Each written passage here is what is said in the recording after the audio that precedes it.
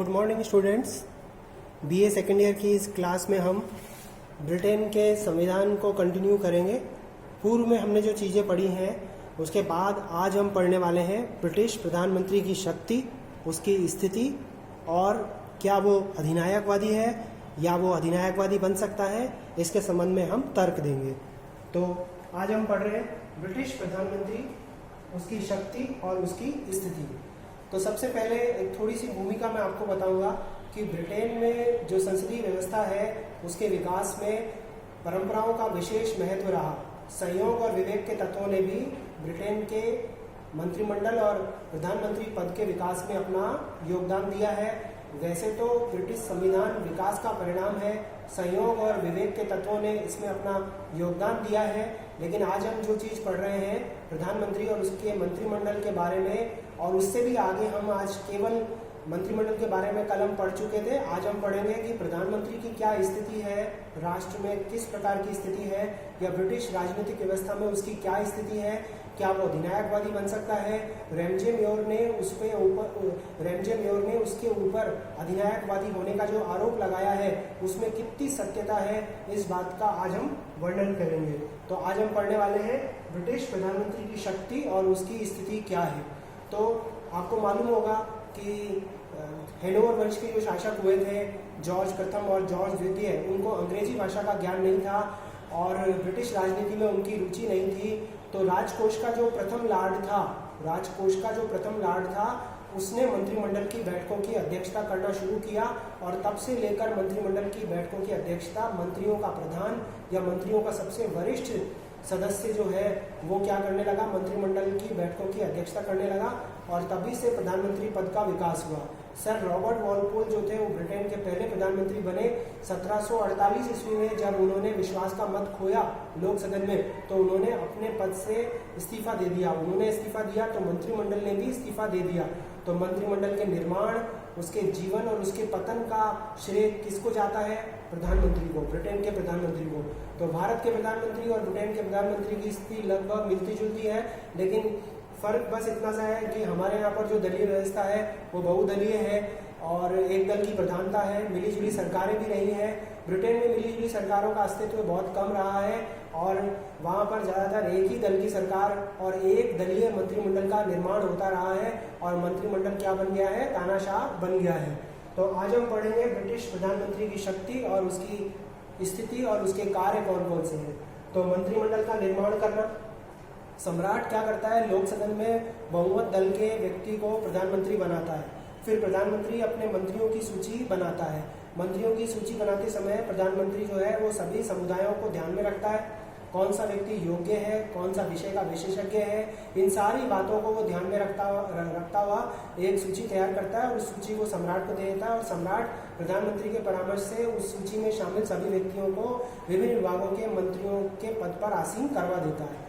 फिर उनके बीच में कार्यों का बंटवारा करने वाला कौन होता है? प्रधानमंत्री होता है। प्रधानमंत्री को ही पता होता है कि किसकी योग्यता क्या है, कौन सा व्यक्ति कौन सा कार्य कर सकता है और उसे किस विभाग का मंत्री बनाया जाना चाहिए।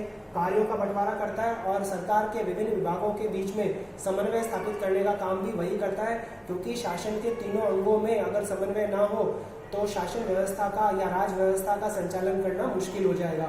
और इसके अलावा मंत्रिमंडल का विस्तार करना, मंत्रिमंडल में परिवर्तन करना, नए मंत्रियों को शामिल करना, पुराने मंत्रियों को निकालना, कोई मंत्री अगर उसका विरोध करे तो उसको मंत्रिमंडल से अपदस्थ करवाना, ये सारे काम मंत्रिमंडल के होते हैं। यहाँ तक कि मंत्रिमंडल की बैठकें, उनका सभापतित्व, मंत्रिमंडल की बैठकों में कौन से विषयों पर निर्णय किया जाएगा, मंत्रियों ने उसको जो सलाह दी है किन सलाहों को वह स्वीकार करेगा, यह उसकी इच्छा के ऊपर निर्भर करता है।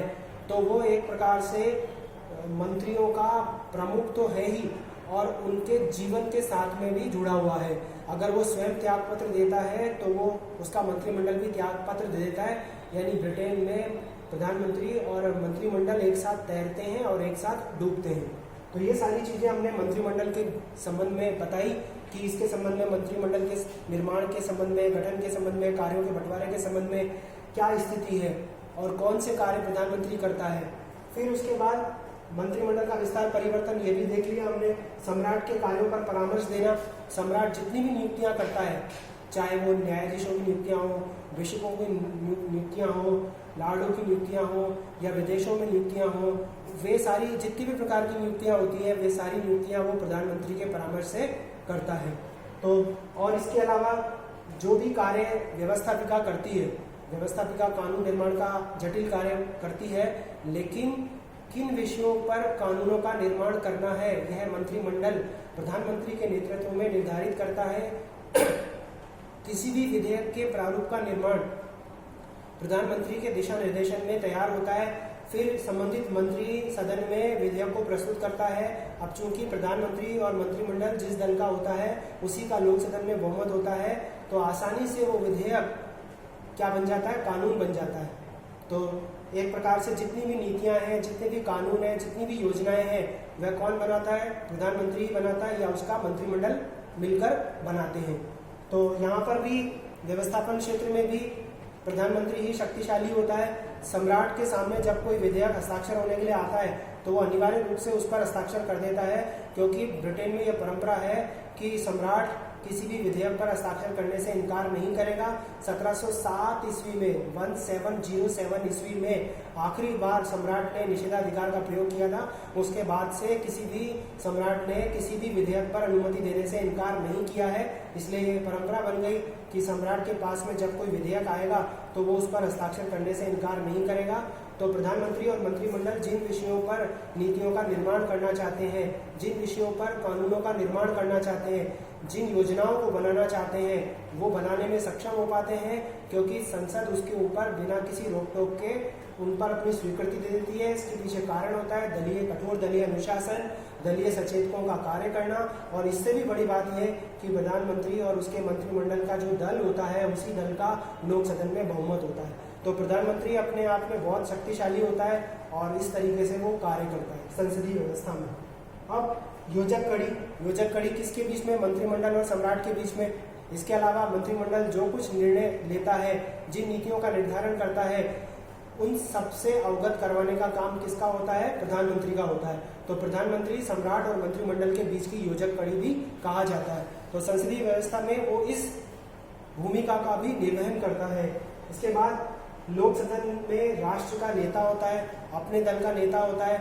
अगर राष्ट्र के सामने कोई आर्थिक संकट उत्पन्न हो, कोई प्राकृतिक आपदा आए या युद्ध हो जाए या ब्रिटेन के ऊपर कोई राष्ट्र हमला कर दे, तो तात्कालिक रूप से विपक्ष के प्रश्नों का जवाब जो है वो कौन देगा, प्रधानमंत्री देगा, क्योंकि प्रधानमंत्री खुद क्या है, राष्ट्र का नेता है, सरकार का सर्वेसर्वा है, सरकार का प्रमुख है।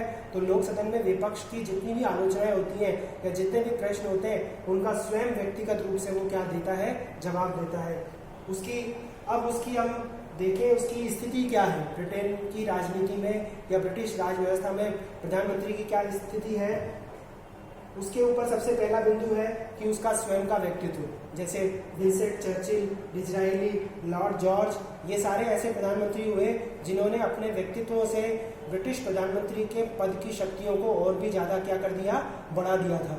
तो प्रधानमंत्री का पद और भी ज़्यादा क्या बन गया, शक्तिशाली। और अगर कोई निर्बल हो अपने आप में तो प्रधानमंत्री का पद शक्तिशाली होते हुए भी प्रधानमंत्री अपने आप में क्या दिखाई देगा, निर्बल प्रधानमंत्री के रूप में दिखाई देगा। तत्कालीन परिस्थितियां क्या हैं, जैसे विंसेंट चर्चिल को द्वितीय विश्व युद्ध के दौरान और भी ज़्यादा शक्तियां प्राप्त हो गई। द्वितीय विश्व युद्ध के दौरान ब्रिटेन जो था वो सामान्य शक्ति वाला राष्ट्र बनकर रह गया और सोवियत संघ और अमेरिका दूसरे नए शक्ति के केंद्र बनकर उभरे। तो उसकी जिम्मेदारी भी किस पर आई, चर्चिल पर ही आई थी उस समय, विंसेंट चर्चिल के ऊपर। और विंसेंट चर्चिल ने ही युद्ध मंत्रिमंडल का निर्माण किया था। तो तत्कालीन परिस्थितियां भी या किन परिस्थितियों में किसी व्यक्ति को प्रधानमंत्री का पद प्राप्त हुआ है, इससे भी उस पद की शक्तियां और उसकी स्थिति का निर्धारण होता है। सरकार का स्वरूप कैसा है, इसका मतलब है कि जो प्रधानमंत्री है उसका जो दल है उसकी लोक सदन में स्थिति क्या है, क्या कमजोर स्थिति है, क्या पूर्ण बहुमत प्राप्त है। अगर कमजोर स्थिति होगी तो चाहे कितना ही शक्तिशाली व्यक्तित्व क्यों ना हो, प्रधानमंत्री की ताकत उतनी ही कम हो जाएगी, वो उतना फ्रीक्वेंटली काम नहीं कर पाएगा जितना एक दल की या भरपूर समर्थन की स्थिति में वो काम कर पाता। तो उसके दल की क्या स्थिति है, इससे भी उसकी खुद की स्थिति निर्धारित होती है। अब इसके बाद में रैमजी मेयर ने ब्रिटिश प्रधानमंत्री के तानाशाह होने का आरोप लगाया है। रैमजी मेयर ने ब्रिटिश प्रधानमंत्री पर तानाशाह होने का आरोप लगाया है और इसमें सबसे पहला नियंत्रण होता है जनमत और परंपराओं का। कार्लाइल ने कहा था कि मैं नेता हूं और जनता का अनुगमन करता हूं, और ब्रिटिश राजनीतिक संस्कृति ऐसी नहीं है कि जिसमें जनता नेता का सम्मान न करे और नेता जनमत की उपेक्षा करे। ऐसी राजनीतिक संस्कृति वहां पर नहीं है, और ऐसी भी राजनीतिक संस्कृति नहीं है कि ब्रिटिश प्रधानमंत्री और उसका दल ब्रिटिश परंपराओं को तोड़ने का प्रयास करे। तो वो परंपराओं का भी पालन करता है, जनमत का भी सम्मान करता है। बहुत बार ब्रिटेन में ऐसा हुआ कि वहाँ पर जैसे मार्गरेट थ्रेचर एक प्रधानमंत्री हुआ करती थी ब्रिटेन की, उसको क्या करना पड़ा था, जनमत के आगे झुकना पड़ा था। तो जनमत और परंपरा क्या करती है, प्रधानमंत्री को नियंत्रित करती है और उसको तानाशाह बनने से रोकती है। ब्रिटेन में तानाशाही या अधिनायकत्व का कोई भी महत्व नहीं है, या ऐसी कोई स्थिति वहाँ पर नहीं है।